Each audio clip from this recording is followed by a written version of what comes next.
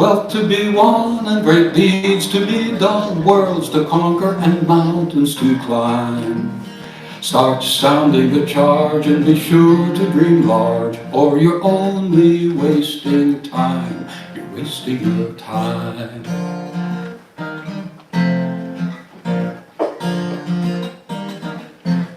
Now I heard this whole conversation while I was romancing today, and while I started to try to think of a reply, I suddenly heard myself say, I hope you'll pardon me yesterday if I'm not impressed. You see, I've already walked in your shoes, and now I'm still coping with the troubles you opened, so I sure don't need your blues.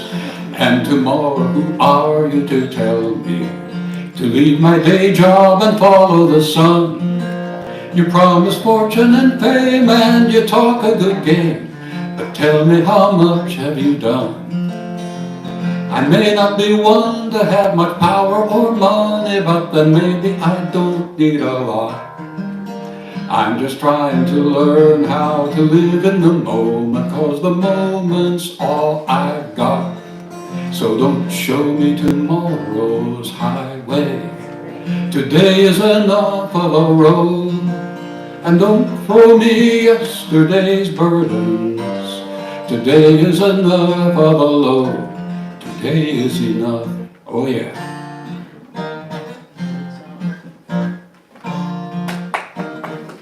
Today I'll focus on what really matters and try to give a bit more than I take. Do something worthwhile and make somebody smile and fix a bit more than I break. I might mow the lawn and I might sing a song and I might take a nap in the sun, but I have 1,440 sweet minutes and I'm gonna use every one. So don't show me tomorrow's highway. Today is enough of a road. And don't throw me yesterday's burdens. Today is enough of a load. Today is enough. 'Cause you can't make yesterday better. Today is enough. And tomorrow won't come any faster. Today is enough. Today is enough.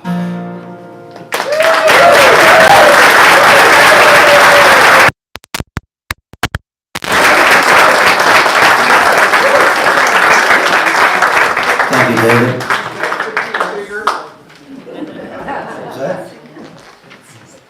Thank you, David. Good morning, everyone, to another beautiful day in the neighborhood. This reminder, please silence your cell phones as we welcome you to the Unitarian Universalist Congregation of the Shenandoah Valley. My name is Fletcher Walsh, and I'm a member of the Board of Trustees. As Unitarian Universalists, we don't ascribe to a specific creed, written by one to be followed by all. We often like to say that we don't have to think alike to love alike. As a congregation, we welcome you without prejudice, accepting diversity and differences in belief, helping us to grow both individually and collectively as an engaged community in our search for the truth.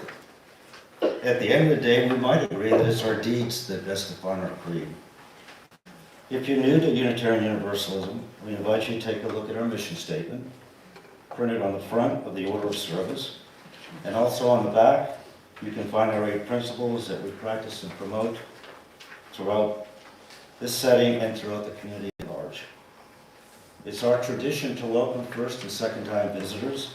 Those of you who have not been here in a while, to stand if you're comfortable in doing so. Introduce yourself and tell us where you're from.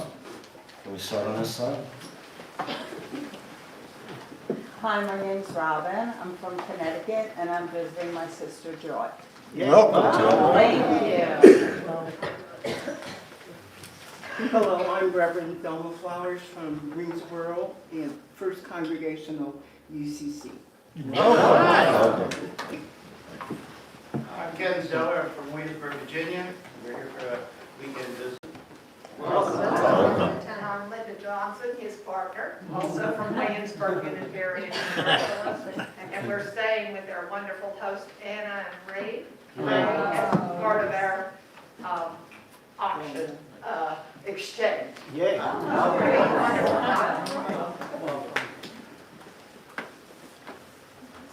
Yes, go ahead. I'm Edwina Jarrett, and I'm originally from Ann Arbor, Michigan, and I'm just transitioning down here. Welcome.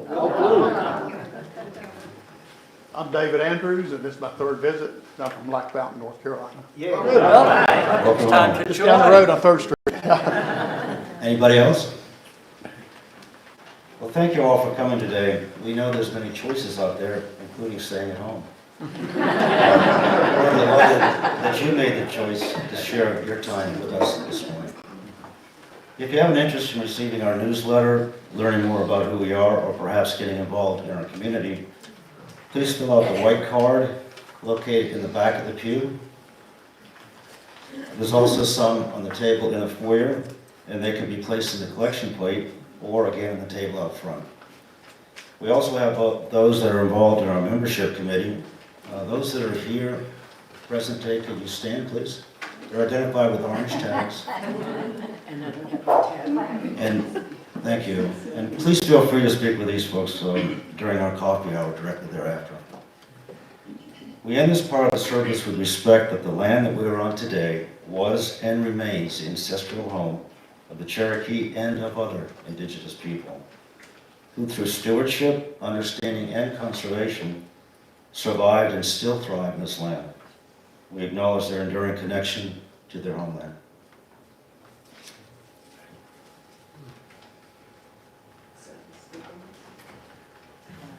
Good morning. Before one thing I forgot. Most important. Wow. In our service. Oh, yeah. Is this for me?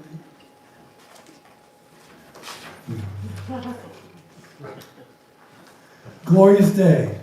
It's a beautiful day. It's good to see new faces and the old faces as well. Oh, see, you guys, you should stop. I don't mean old. I mean old that. There you go. Our opening words this morning. I'm glad you have a sense of humor today. Our opening words this morning are from the late Beverly and David Bumbow, who I had the pleasure of knowing. They co-ministered a UU church in New Jersey. Our church exists, our congregation exists to proclaim the gospel that each human being is infinitely precious, that the meaning of our lives lie hidden in our interactions with one another. We wish to be a congregation where we encounter each other with wonder and appreciation and expectation, and where we call out of each other strength, wisdom, and compassion that we probably didn't even know we had. And so, with those words, I invite you to join in our opening hymn this morning. Please rise as you are willing and able. Hymn number 18, What Wondrous Love Is This?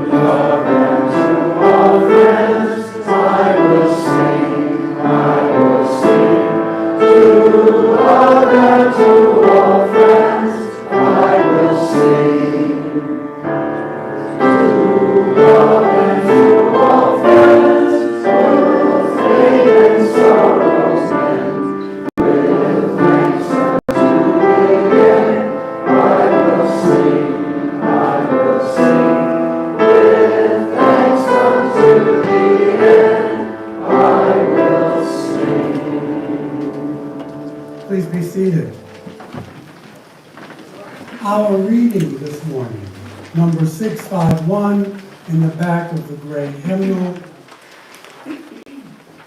We will read it responsively when I find it. Okay. These are the words of Norman Cousins. The body is humankind. I am a single cell in a body of 4 billion cells. The body is humankind. Oh, well, yeah, go on. I messed up. Go on. Well, I'm a single cell too, so that's it. And my needs are individual, but they are not unique.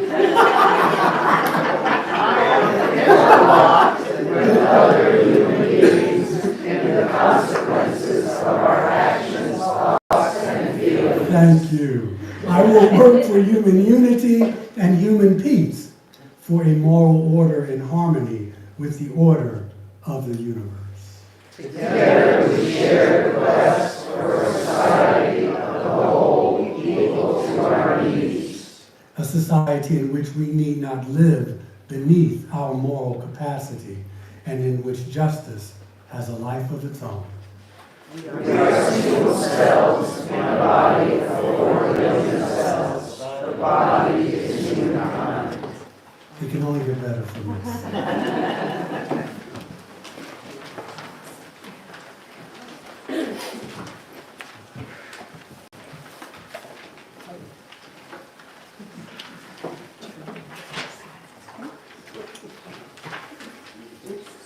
Hello, hello.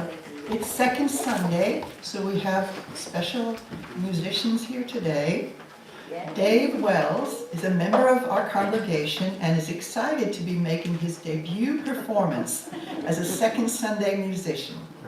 In his younger days, he played in bands whose styles ranged from bluegrass to psychedelic rock to cocktail jazz. In his retirement, he sits in his living room and writes an occasional song, a few of which you will hear today. His daughter, Sarah Wells, grew up in UU churches in Ohio and Pennsylvania. After moving to Asheville in 1997, she worked as an outward bound instructor and a massage therapist before starting a private practice as a family therapist. Her musical background includes a stint as a vocalist with a Grateful Dead cover band during her college days. Okay, what you're going to hear from us today are 3 songs that I wrote, and this next one that I wish I had written. It was written by Shelley Jackson Denham, whom you may know as the composer of the hymn We Laugh, We Cry in our Teo hymnals. As far as I know, she never recorded this song, and the world is poorer for it.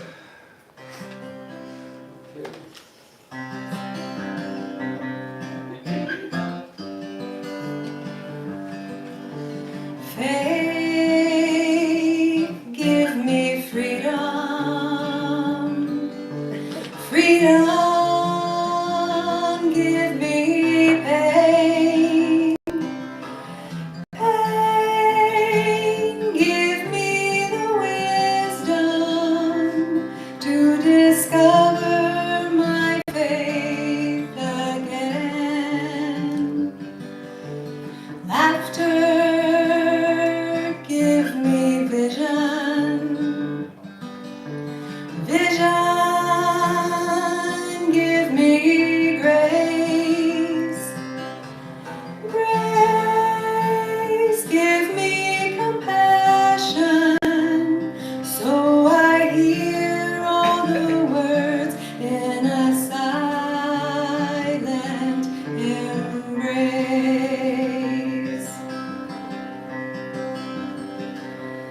And a peaceful joy surrounds the mountain, and it reaches far beyond the sea, and it dances through the desert to become part of me.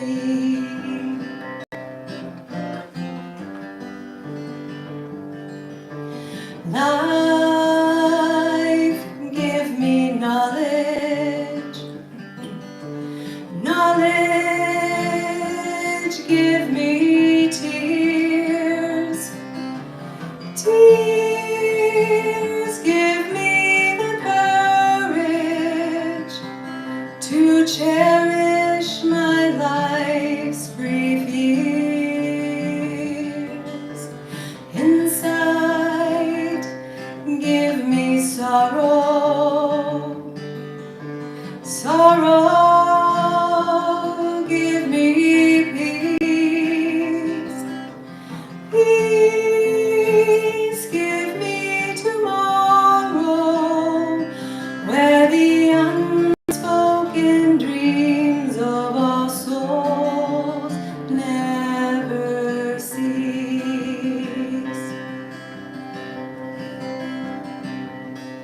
And a peaceful joy surrounds the mountain, and it reaches far beyond the sea, and it dances through the desert to become part of me. And a peaceful joy surrounds the mountain, and it reaches far beyond the sea, and it dances through the desert to become part of me.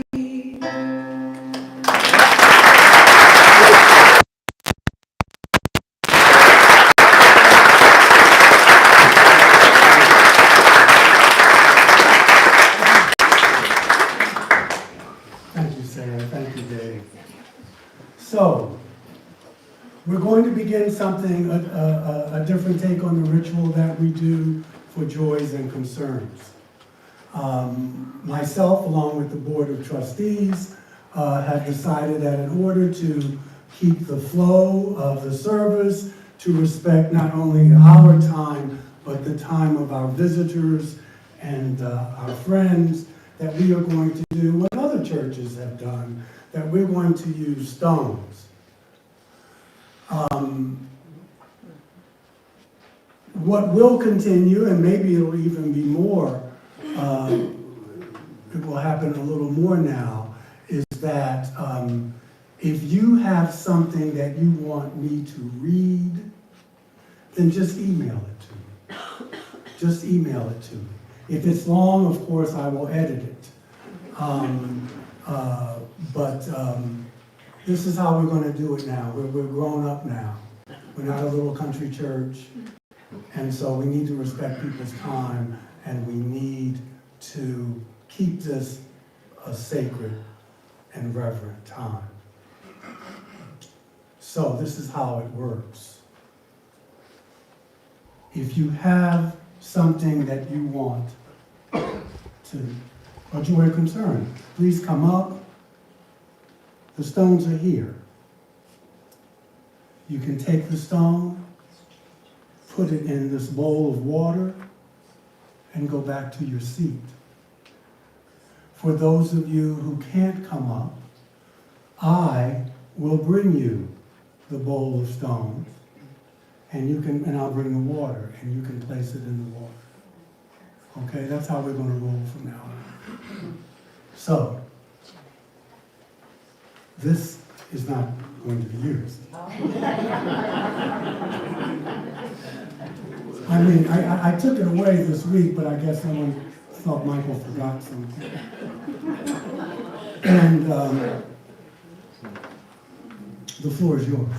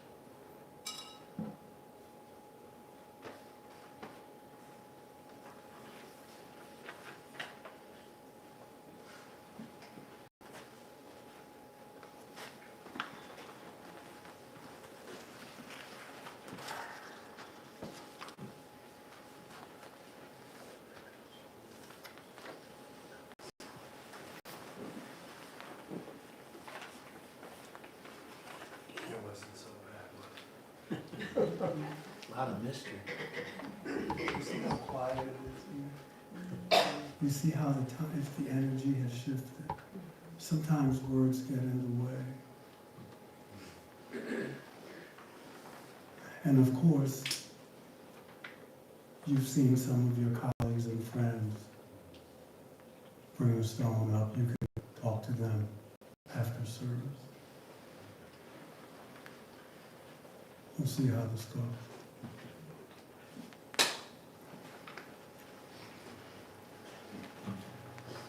This stone is for those of you who, for whatever reason, decided not to come up. We keep you in our thoughts and in our prayers.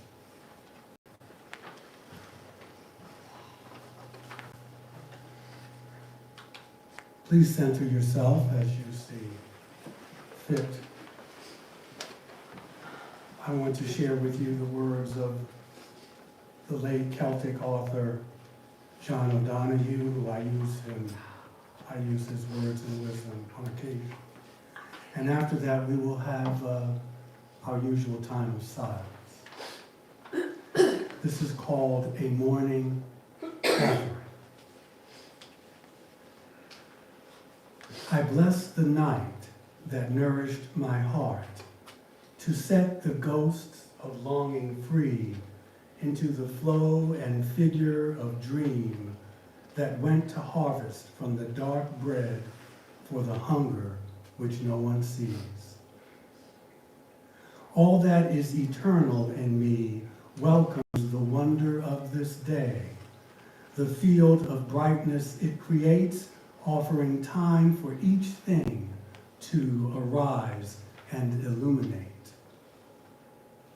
I place on the altar of dawn the quiet loyalty of breath, the tent of thought where I shelter, waves of desire I am sure to, and all beauty drawn to the eye. May my mind come alive today to the invisible geography that invites me to new frontiers, to break the dead shell of yesterdays, to risk being disturbed and changed. May I have the courage today to live the life that I would love, to postpone my dream no longer, and do at last what I came here for, and waste my heart on fear no more. And now, while our minds are one for this brief time, I leave you all with the eloquence of silence.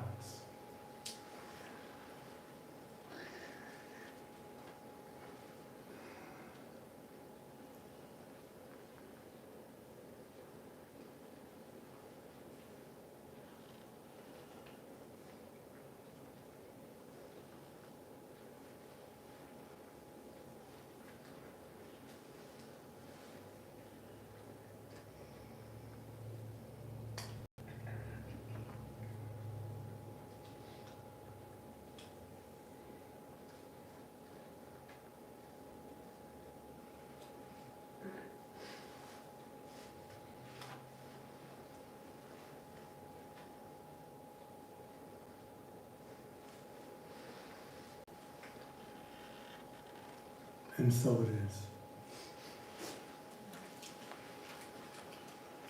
The greatest use of life is to spend it on something that will outlast it. And so in that spirit, we will now collect this morning's offering.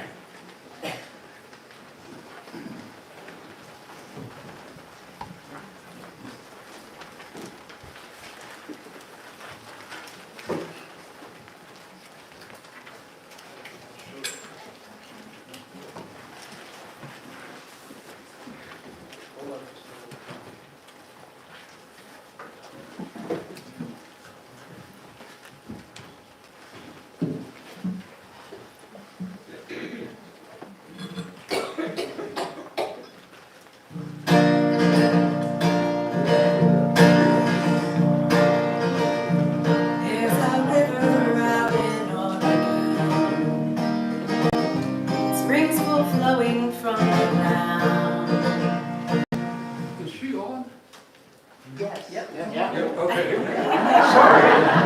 It's just low. There's a river out in Oregon, springs full flowing from the ground. Ancient people rendered honor there to a mystery profound. Water rising from beneath the soil, from its never-ending source, flowing freely from the fountainhead, spreading life along its course. Waters dance, waters flow, waters speak, let us know. We are all sacred fountains, living waters of the mystery. Let us drink from each other, we'll drink to the love that our hearts can set free, and the beauty that only our soul eyes can see. Those who worshipped at the water's edge saw themselves reflected there, wondrous beings from a source unknown, born with life enough to share. Keep this ancient wisdom close to you, a simple lesson we must learn. Take the nourishment that others give, nourish others in return. Waters dance, waters flow, waters speak, let us know. We are all sacred fountains, living waters of the mystery. Let us drink from each other, we'll drink to the love that our hearts can set free, and the beauty that only our soul eyes can see. We are all sacred fountains, living waters of the mystery. Let us drink from each other, we'll drink to the love that our hearts can set free, and the beauty that only our soul eyes can see.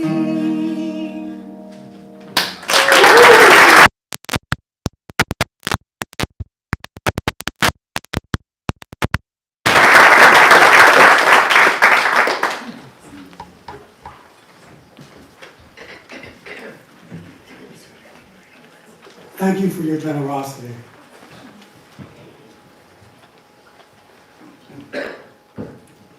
I think some of you have maybe figured out what the V word is, have you not? No.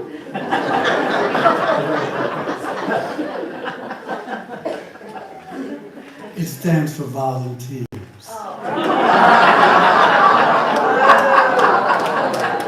Jim knew it, he didn't tell, under pain of death. But yeah, I just wanted to be provocative. Sometimes I get these titles. I know we did one about sex a couple of years ago. It was about the sexual education class, but I wanted it provocative. I can only imagine what our neighbors think. Those heretics, those heathens, if only we could burn them. So it is about volunteers, and I wanted to shout out to the volunteers this morning because I want y'all to think about volunteering, obviously, because we're going to need people on the board, on our committees, that kind of thing. But it's really a little more special than that because why do we ask you to volunteer? because ministry could never happen without you. There would be no ministry. And so the ministry, the committees you serve on, even, when you're making the coffee, that's a ministry. And we would not have the services that we have without the volunteers. From those of you who teach, to those who set up the coffee and who participate in the service, the greeters, all this ministry is important. And for those of you who volunteer here, would you please stand up so we can see you? Just please rise. And for those of you who are not seated, would you give them a hand?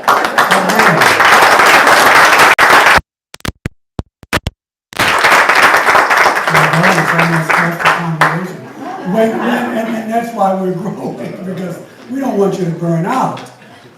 When you consider how many people we need to be able to put on a service every Sunday, as you can see what it takes here. It takes several volunteers to make this service happen. And so based on that thought, it would be easy to conclude that we ask you to volunteer so that we can function as a congregation. And on the surface, that is true. We're not going to argue that. However, there are some deeper reasons that we ask for volunteers, why we need you and why we want you. In a situation where if we had enough financial resources, theoretically we could hire people to be greeters, collect the offertory, etc. We could hire folks. At the church I attended in Manhattan, we had a paid choir of professional singers, which we paid for once or twice a month for performing. In some areas of service, we do hire our tasks out. For me, for our church administrator, for people who keep the church clean. We have a choir director who is paid staff, as well as an RE director. And obviously, as I said, as the minister, I am paid, but everything else is volunteer. Everything else. But imagine walking into a UU church, society, fellowship, congregation, where the person who greets you is paid staff. And then you find out that, there are no volunteers in the house because all of the work is hired out, and you can simply sit and be served. And that would be okay, but it'd be a little weird, at least from my point of view. So this morning, I want to address the deeper reasons as for why we ask you to volunteer in our congregation. First of all, we are all given gifts at birth that we are to use in this life. This is what I believe. The gifts may even be similar to one another, but it's how we choose to use them that makes each gift unique. To paraphrase Picasso, he says that our task in life is to find our gift, and then after we find it, to share it with others. So on some level, you come here, I come here, on some level to be transformed, to transform our lives. Yet, we live our transformed lives in community with each other and the planet. We're not in a little bubble here. So vital to our community life is a fair and sober estimate of our gifts, of our congregation, but it has to be in line with our 8 principles. Has to be in line with that, because that's the glue that holds us together. We don't have a doctrine, we don't have a creed. And I'm not complaining about that. But the 8 principles are the metric from which we gather in unison and community. And you know I love Star Trek for my own personal reasons, but the needs of the many outweigh the needs of the few. We are a democracy in this, with all the flaws that come with it, that we vote, and you vote the leaders, you trust the leaders, you may not like all of the decisions, but This is the way it's been running for over 200 years as Unitarian Universalists. The principles hold us together, but so does the volunteerism. Each of us are called to realize and affirm the gifts that we possess and are the gifts of life, and therefore we think about how we want to contribute, how we want to use the gift. So this realization that our time, because everybody has different gifts, doesn't always have to be financial, but you give of your time, and that's precious. That is probably the most precious gift. And hopefully it will keep us humble so that we offer these gifts and we receive the gifts as well, and we stay in gratitude and humility. Self-reflection will cause us to see that our volunteers will neither exaggerate nor will they self-denigrate or think too lowly of the gifts that you give to us. This is not a competition. No one is keeping score, at least no one I know. We as UUs are people of faith, whether you like the word or not. We are people of faith. And so, in other words, we have faith that we gather together to put our minds, our hearts, our hands and feet together to what? To get things done. You know, someone said, and I hear it at other churches, that, you know, the church is not a business, but you better believe it is. This is an institution. We have to stay open. It's a spiritual institution. It's a humanistic institution. So if you're going around thinking that we're running the church too much like a business, you may want to think about that again. Because we are a business. Our business is making the world a better place. But we can't do that if we're not open, if we don't have volunteers. Our lofty words become flesh, and we are folks of the helping hand and the loving heart and mind. This is what we mean when we talk about faith in action and love beyond belief. That's what we're talking about. In our congregation, there is a distribution of gifts. And each member or friend, because they're friends in the church as well, you measure by your faith the limits of your gift. In other words, we know we have limitations, so we know what we can do and what we can't. Right? We're all adults here. In other words, we know what we're good at and we know what we're not good at. And so like an athlete, we learn to play to our strengths, for we are aware of our limitations. Or at the same time, we want to risk. We want to explore.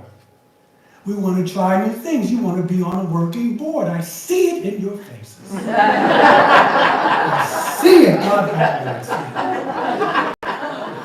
The deeper our faith becomes, the more involved we will be willing to volunteer. So let me just give you a list. I came up with 8. You can probably come up with more. But these are the gifts or qualities that make a great volunteer. Energy. We are an elderly congregation. There's a lot of wisdom in this congregation. But we need the energy as well. Great volunteers hit the ground running. They are fantastic people to work with as they exude energy and they approach tasks with enthusiasm and drive. If you can't do that, then you don't want to volunteer. You don't want to volunteer. Their positive spirit, and that is crucial, is motivating and it inspires others, leaving a lasting impression, not only to this community, but that community out there. If you had a bad experience working on the board or a bad experience, or how you may interpret it, then, you don't need to be spreading that around because it's, well, no, that may not be true, but because that's your opinion. And even though it matters, you don't want to have someone else not come because of what you did or what you, just say it wasn't for you. because that kind of attitude spreads like a cancer, and it will undermine the growth of our congregation. The second quality is passion. Just like energy, passion is infectious. When individuals use their talents and passion, they bring life to even the most mundane of tasks. Those that make the greatest impact on the volunteer are those who are truly passionate about what they're doing. Number 3, flexibility. Volunteering can involve a broad range of tasks, so a willingness to get stuck in and adapt to what needs to be done is important. Volunteers stand out when they can approach their work with an open mind and a willingness to learn. Number 4 is creativity. People that are creative and have good imaginations are just fun to be around. Now, within the art world in particular, creativity is a very important quality. Now, that doesn't mean that you have to have a degree in art to do anything here or any formal academic training or background in the arts. It helps, but you don't have to. But what it does mean is having a boatload of passion for all things that are what? That are creative. Being a team player. Volunteering inevitably means being able to work with others, staff or volunteers, or any beneficiaries. Being approachable, being friendly, being cooperative is vital. A team player has these skills: patience, listening, knowing when to contribute and when to hold back, right? What is it? What's the old saying? Intelligence is knowing what to say. Wisdom is knowing when to say it. That's what we're talking about. Integrity. What does that mean? You can be trusted. You know, when you're on the board, sometimes, well, not sometimes, what we say on the board, you know, we're transparent, but some things stay in the boardroom. Some things stay in the boardroom. That's just all we ask. And this is a big responsibility, and integrity is expected, especially you're handling resources, that kind of thing. Reliability. If you say you're going to do it, do it. Do it. We know things come up. But if you promise to do something, you do it. Your word is your oath. We know life happens, things happen. Yet turning up late or not completing a task that you have agreed to do, it reflects badly on you, but it reflects badly on the organization. And because we are growing, we are a mid-sized congregation, but what we say is this, because a lot of times people come up with these wonderful ideas, but they don't want to put any footwork on them. I'll think it up and you do it. You know, if you think about it, then be willing to invest in it, or don't bring it up. Or don't bring it up. We've had issues here with people getting on committees and they can't get off because nobody else wants to come on. A Roe has been president extraordinaire. This is her 2nd year. We're working her to death. And she's doing other things. Deb, we can't do that. So you'll be hearing this again from me at the first of the year. We don't want to wait till the last minute. We need folks.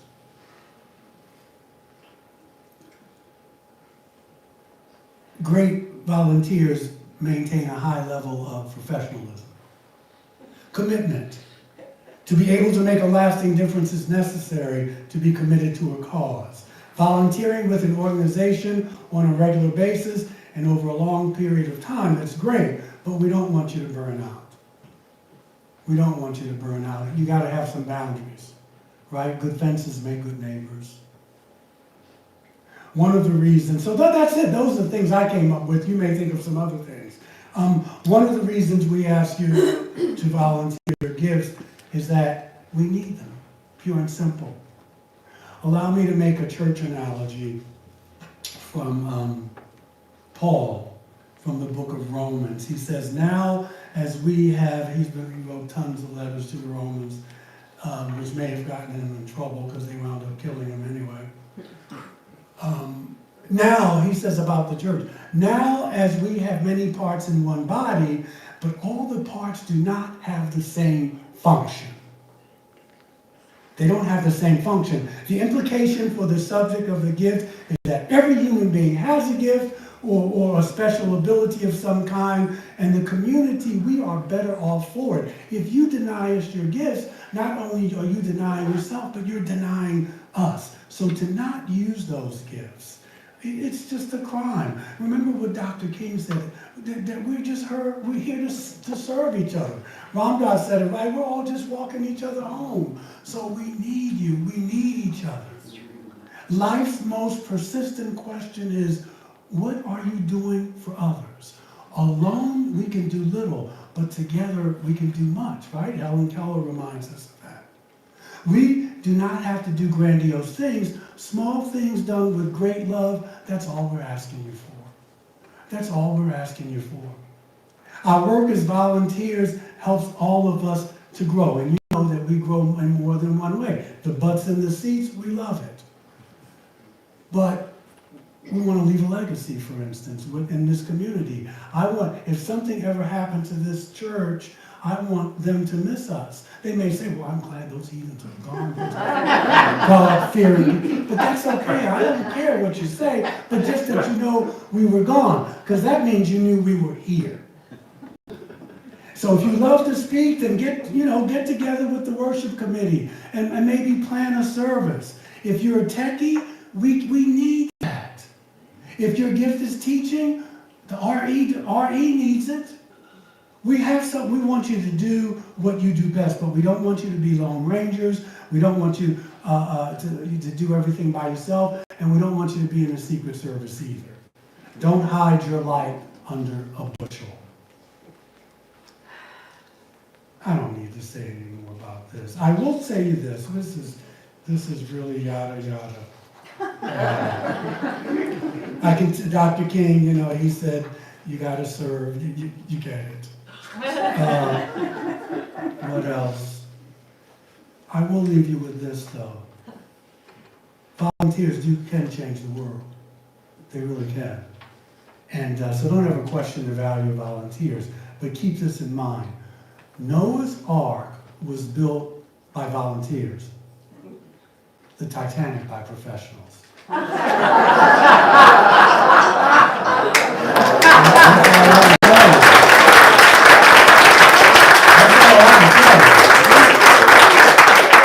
So we need you, and sometimes I write more than I need to say. But let's get ready to enjoy the day creation has given us.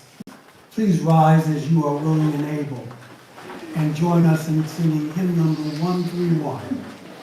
Love will guide us. Number 131.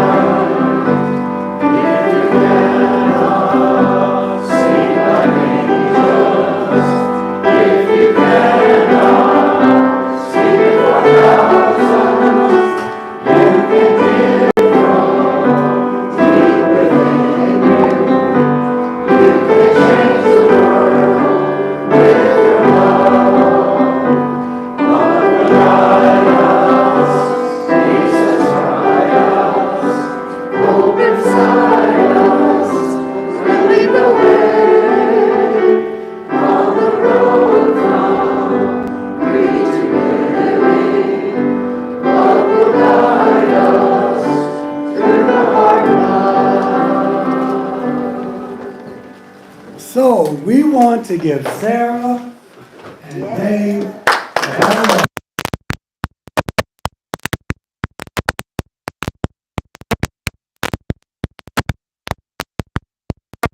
cheers.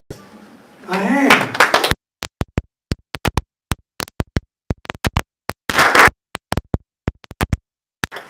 Okay, today you who came here today seeking the holy, may the holy go with you and in you. To those of you who came here today seeking to embrace life, may life return that embrace.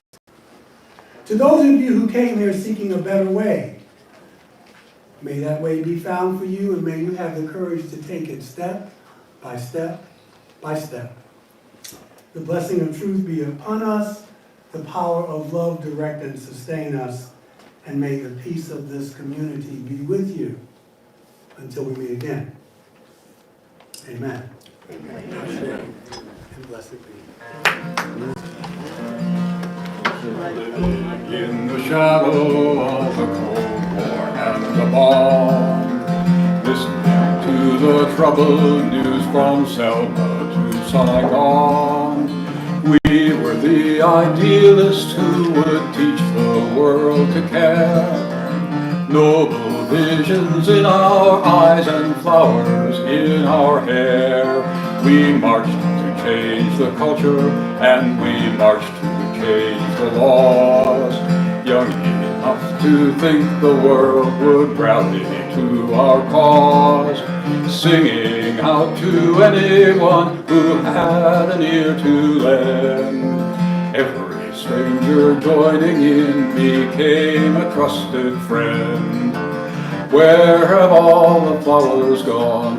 Find your voice and raise the song. Sing of all the answers that are blowing in the wind. Where have all the soldiers gone? Someday we shall overcome.